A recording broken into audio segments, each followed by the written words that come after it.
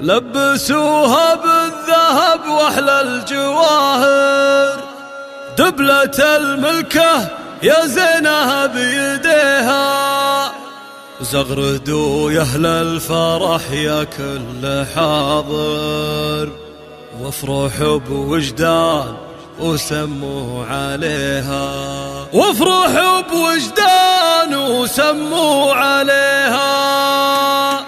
لبسوها بالذهب واحلى الجواهر، دبلة الملكة يا زينها بيديها، زغردوا يا اهل الفرح يا كل حاضر، وافرحوا بوجدان وسموا عليها. باركوها واشعلوا جمر المباخر، عدها اليوم انكتب على اللي يبيها، ما خذاها الا من شيوخ واكابر، دره غاليه ويا بخت قلبه فيها. يا العروس وجدان فرحك ما لا اخر، افرحي يا الفاتنه يا بنت ابيها. يا الامير اللي جمالك حيل ساحر، مهرة كل الوصايف تحتويها، من هو قدك بالحلا من هو يجاكر، مرمرك بود العذارى مرمريها. انت بنت الاصل وخصالك نوادر، والادب والطيب انت تملكيها، بنت شيخ منزله بالطيب عامر، هذا خالد والمواقف يحتميها. وامك اللي كنها الا بدر ظاهر، ام وليد والحلايا تكتسيها، واتك اللي يسحرن النواظر، الحلاوة الزين كل يحتويها. وافخري باخوانك رجال المفاخر، كل